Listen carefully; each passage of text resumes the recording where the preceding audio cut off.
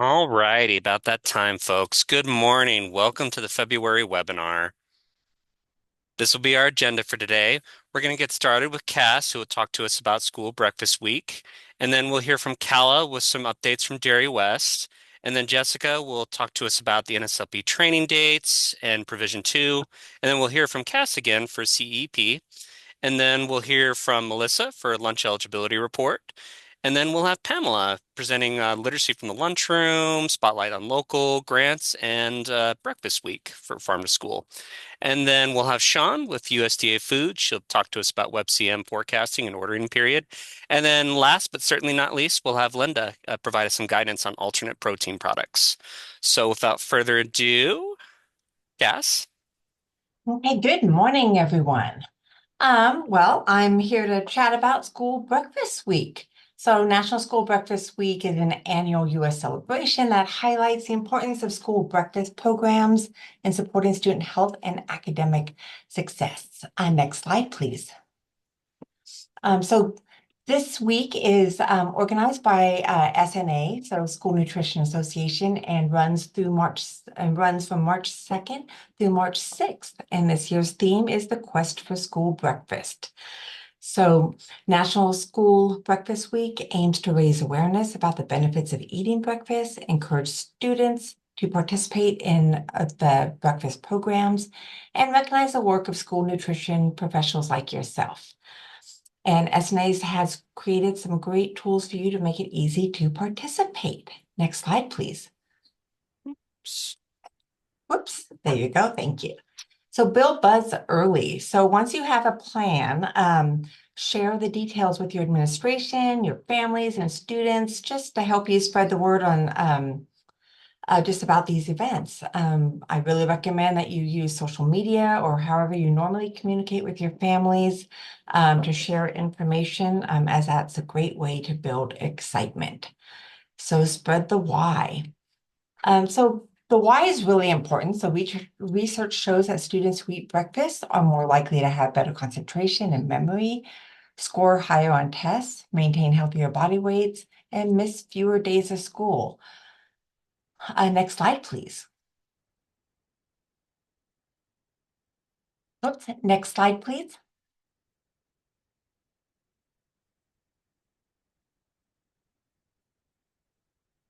Oops, can you go back one? So thank you so much. Open new paths. So yeah, just encourage you to take some time to think out of the box and how you could increase your your breakfast participation. So this is just a really fun way to try to get students excited about your breakfast program and recruit your fellowship. So involve your teachers, your administration to help build the hype on this fun event. And I really recommend that you go to SNA's website for more information. I mean, they have some really cool tools that are already created for you. They have fun word searches and crossword puzzles and lots of things to help you make this a fun adventure for your students. And if you have any questions, feel free to contact me anytime after this webinar. Okay. And that's it for me, Alex. Thanks so much, Cass. Of All right. course. We'll hear from Kala regarding Dairy West updates. Kala? Thanks, Alex. Could you go ahead and go to the next slide, please? All right, everybody. So I'm sure you've seen these before in previous years, but Dairy West is opening up their newest round of Power Up Pack grant applications. These will open next Monday, February 23rd, and close on March 20th. So about a month for you guys to get your grant applications in. This year, they're featuring these three packages, the pizza cart package, the latte cart package, and then a combination cart. I've seen a few of these out in schools on reviews. I know they are super helpful and fun to get engagement and participation up in your guys' programs. There's also a marketing only option available if that's what you're looking for instead of a piece of equipment. They also just have marketing materials like the colorful posters and things you see on the screen. So those are going to be available on Dairy West website for you guys to submit those applications. Next slide, please, Alex.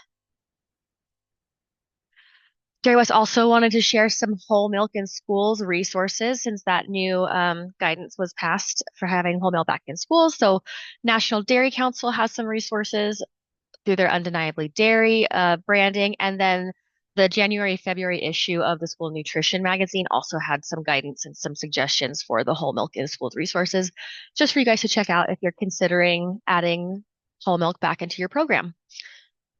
Next slide, please. And then I'm sure some of you attended this summit last February, but Dairy West is going to be hosting their Elevate Premier School Nutrition Summit again this fall. They have shifted it to be part of the ISNA vendor show that is taking place on October 13th, 2026 at the Riverside Hotel in Garden City here in the Treasure Valley. There's going to be more information to come from Dina at Dairy West, but they are planning to host this fall. So go ahead to the next slide, please, Alex.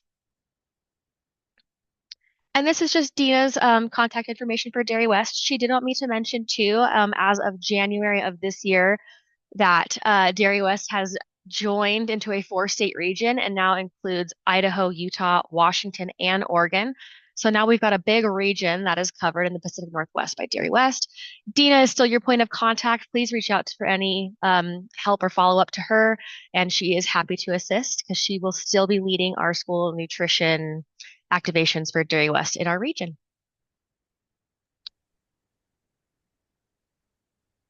Thanks so much, Kala. All right, and we'll hear from Jessica regarding NSLP training dates. Jessica? Good morning, everyone. Next slide, please, Alex. These are the NSLP annual mandatory training dates for school year 26-27.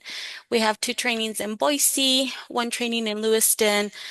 In Idaho Falls, where actually the NSLP is going to be doing a pre-conference day of annual mandatory training at ISNA on June 16 this year. We'll also be in Pocatello on August 4th, Twin Falls August 5th, and Coeur d'Alene August 5th. Next slide, please, Alex. This is our mandatory training date for RCCIs. This will be July 22nd. Next slide, please, Alex. Provision 2. Next slide, Alex. So if you're currently in a Provision 2 cycle, follow any emails with instructions from me. If you're also, if your 4-year cycle is expiring, I will also be sending out emails with instructions to renew for a Provision 2 base year. If you're not operating Provision 2 and you're interested in operating Provision 2 for and you want to start a new base year in school year 26-27, you can call me or email me, and we will get you started with Provision 2. But I would also like to suggest that you talk with your administration to plan ahead and discuss fiscal viability in operating Provision 2. So that's all I have. Thank you, Alex. Thanks so much, Jessica. All right, and we'll hear from Cass again regarding CEP. Cass? Okay. Yep, we're going to chat about CEP. Next slide, please, Alex. So, CEP is coming up on April 1st. So what's going to be really important is if you are interested in participating in CEP or continuing CEP, it's really important that you are sure to mark April 1st on your calendar and to just write yourself a note that you need to run a benefit issuance list for that date as well as a DC list. I really recommend everyone to do that. It's really important that we have data from April 1st if you would like to proceed with this. So if you have an ISP of 25% or more and are interested in operating CEP beginning next school year or continuing on for next school year or starting a new base year, please begin discussions with your administration now. And I will be sending out more information within the next 2 weeks. So once again, this way we'll have the whole month of March. If you have any questions Feel free to contact myself anytime regarding CEP. I'd love to hear, even if you're just interested in CEP, just so I could put you on a list and I could be sure that I follow up with you and we do everything that we need to do, and that you're able to upload your April 1st data and I could help you with your ISPs. That is it for me. Thanks so much, Cass. All right, we'll hear from Melissa regarding lunch eligibility report. Melissa? Good morning, everyone. I don't know. I apologize. I did not look to see if I have slides here, but this just a brief reminder that the lunch eligibility report data collection starts in March. It's as of Friday, March 6th this year, and it's the first Friday of March.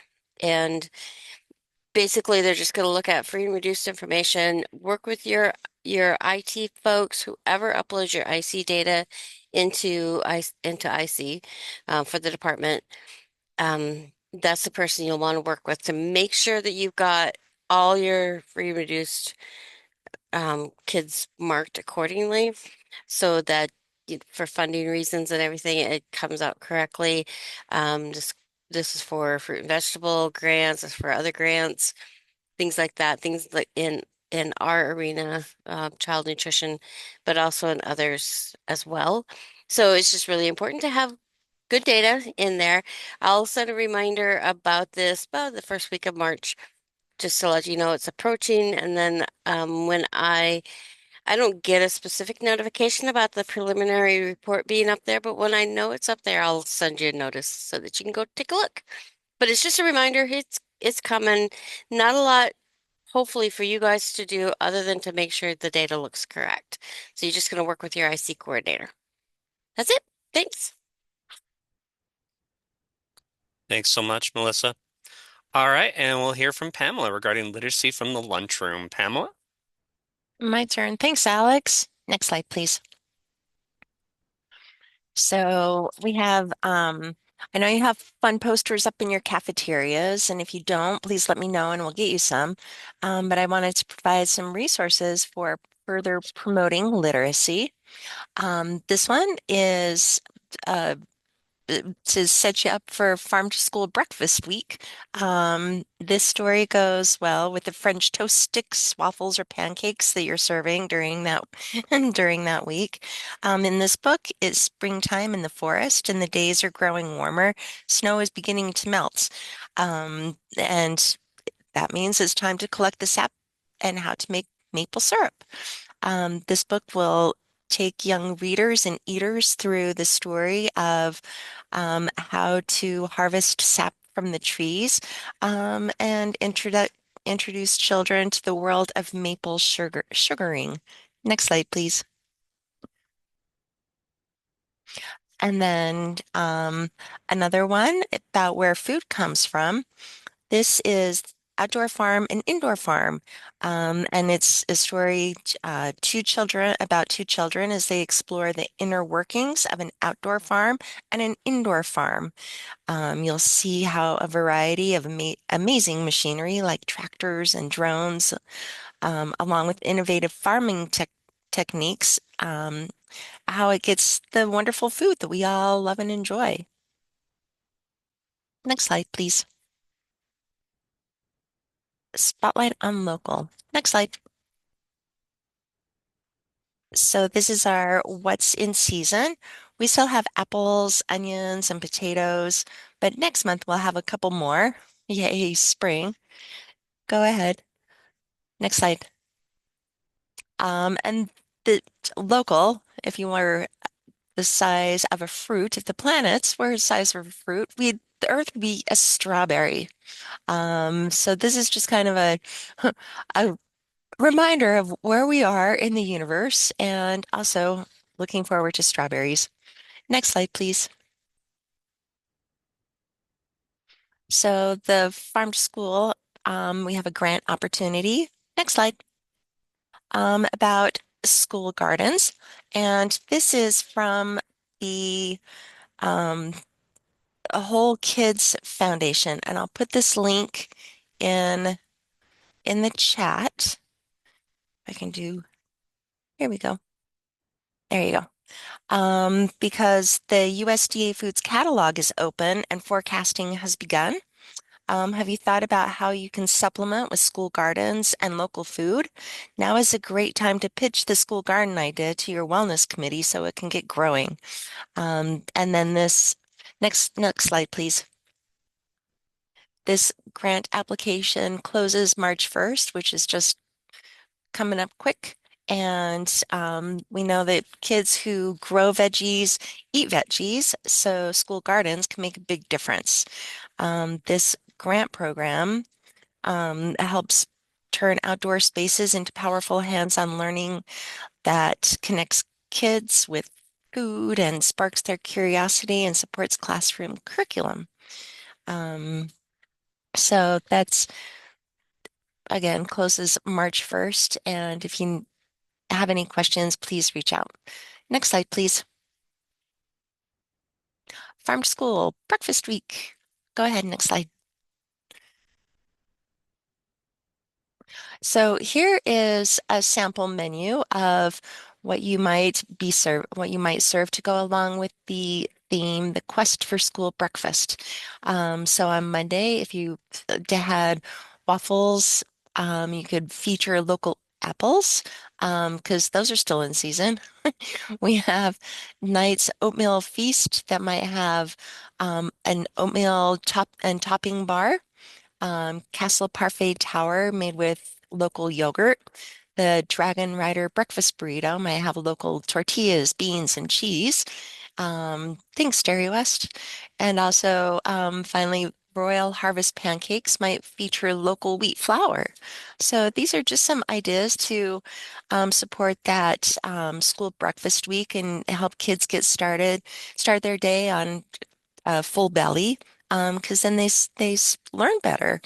And the local support stays in the community. So it is it is a meaningful use of your time. And I think that's all I have. Oh, and one other thing that you might consider is cowboy caviar. And we have recipes for child nutrition programs available. So if you just want to reach out, think of those think about that in your USDA foods forecasting too. Thanks. Thanks so much, Pamela. All right, and we'll hear from Sean regarding WebSEM forecasting and ordering period. Sean? Thanks, Alex. Good morning and welcome to our February USDA Foods Update. Next slide, please. The big news this month is ordering for the 26-27 school year has begun. We opened the catalog yesterday and will be closing it on March 6th. In preparation for the catalog opening, a broadcast email was sent out to all sponsors participating in USDA Foods on the 6th. This email included instructions, the WebSEM forecasting worksheet, and the WebSEM user guide. There is a training in the CNP training portal titled the 26-27 WebSEM Forecasting Worksheet Training for USDA Foods. If you sign up for this training, you will be able to download the forms that were sent out, as well as view videos to help guide you through the forecasting worksheet, direct delivery, and further processing. I've left this training open so that you can go back and review it as many times as you wish. Once the catalog closes, I will go in and have the system issue certificates of completion for those of you who have enrolled and completed the course. Next slide. So the first step in ordering is to find your 26-27 entitlement by running your entitlement bonus summary report. USDA went in and updated the estimated entitlement and lunch numbers last Monday, so be sure to run your entitlement report again before placing your orders, as changes were made on the 9th. As you know, entitlement is based on lunch meal counts for the prior year, which at this time is from the school year 24-25. Overall, meal count stayed fairly steady, but some districts increased and some decreased. These counts will change again in July once we know the 25-26 final meal counts. Good news is the meal rate increased to 46 cents per meal, and we are going in with a positive carryover balance, so we actually will be getting slightly more entitlement this year as a state. Next slide.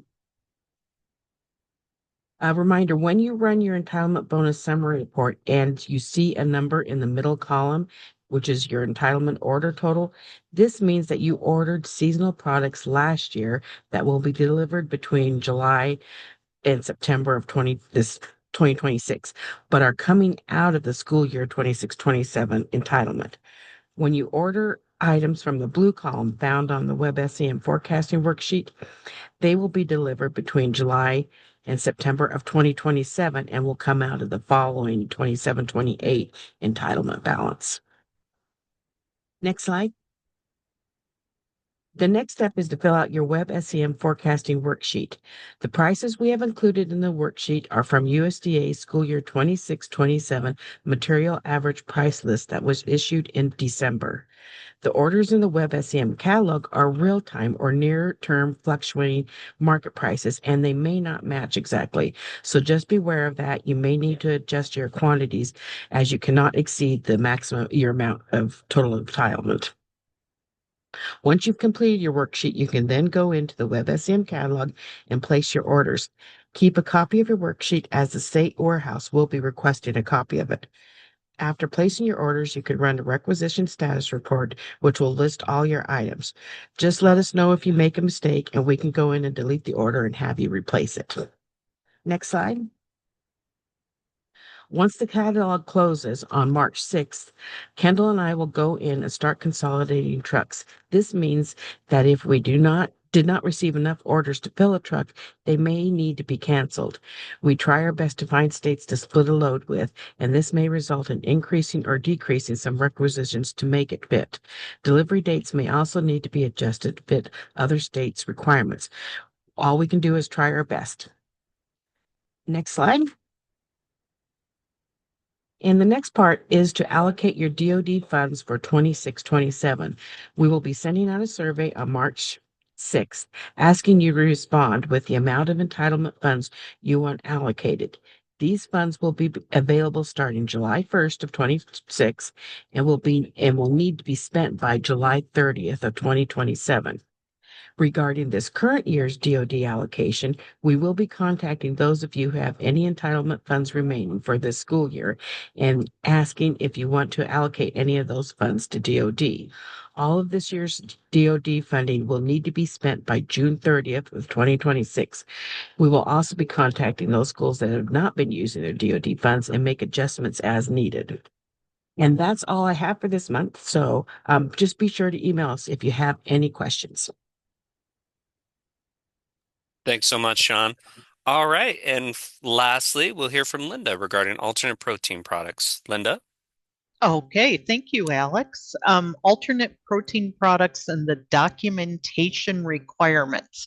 The reason we're going over this is we're finding a lot of problems during reviews that this documentation is not being kept or the manufacturer's not giving it to you. So next slide, please. So many products used in child nutrition programs contain alternate protein products or APP, and this may be used as a filler in commercially prepared food items such as beef patties, beef crumbles, pizza toppings like pizza rippers, taco, burrito fillings, and other products. Next slide, please. This may also be used in products that appear to be all meat, such as whole grain, fully cooked, dill-flavored breaded chicken breast fillet. Wow, that's a mouthful. If you look at the ingredient label, the first three ingredients are chicken breast with rib meat, water, and vegetable protein product. This may be surprising to sponsors as the packaging does not indicate the product would contain fillers. Next slide, please. So according to USDA regulations, sponsors that utilize food items containing an alternate protein product or APP must obtain additional documentation from the product manufacturer. This requirement applies to all child nutrition programs. The slide shown here lists where the information can be found for each child nutrition program being operated. So 210 is lunch, 225 is summer food, I believe, and 226 would be CACFP. Next slide, please. Manufacturers supplying an APP to participating schools or institutions must provide documentation that the product meets criteria in paragraph A2 through C of this appendix. Please note that this applies to product formulation statements only. If a product has a CN label, even if that label indicates soy protein as part of the ingredients, no further documentation is required. So product formulation statements must have the APP crediting behind them. Next slide, please. So as sponsors are gearing up to submit their requests for bids for the upcoming school year, we suggest adding language to the bid specifications to ensure manufacturers are providing this required documentation for any food items containing APP, and that the supporting documentation matches what is listed on the product formulation statement. We suggest adding this as a requirement for any items containing APP to be considered for award. Having this documentation prior to purchasing the product will ensure meals are not disallowed or products don't have to be removed from menus due to a lack of sufficient crediting documentation. And the reason that they want this documentation is this on the left, it says protein product 4405, and on the right is protein product 4405, and it's not, it is your responsibility to make sure what they put on the product formulation statement matches what they put afterwards. All APP has different formulations, and there are very specific rules that they have to abide by in order to count the product in the product formulation state. So next slide, I believe that's it for me. If you have any questions, please let us know. And our next webinar would be on March 18th. And at that time, we may be talking about fine authority from the Child Nutrition Integrity Bill that was created in 2023. Thank you, Alex. Thanks, Lynda. All right, and yeah, that is the date for our next webinar. This is our USD non-discrimination statement, and then our contact list. And that concludes our presentation, folks. We're ending a little early. Wanted to open the floor for any questions.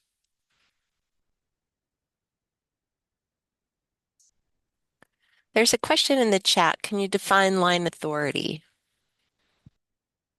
I think that was for Lynda. Yeah, it's fine authority, and it is in 7 CFR 210, but it's egregious violations of multiple violations. Wellness policy is in there. Smart snacks violations. If we keep telling you you have to turn off your vending machines over and over again during reviews and you don't do it, the fine authority defines that we can take 1% of your annual reimbursement, either district-wide or for the school.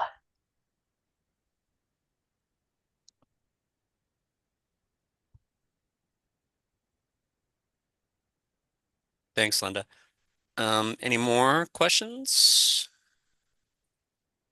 Going once, going twice. Alrighty, folks. Well, that concludes our presentation for today. Thank you so much for joining us. And we'll give you all back a half hour. Thank you, everyone. Take care, everybody.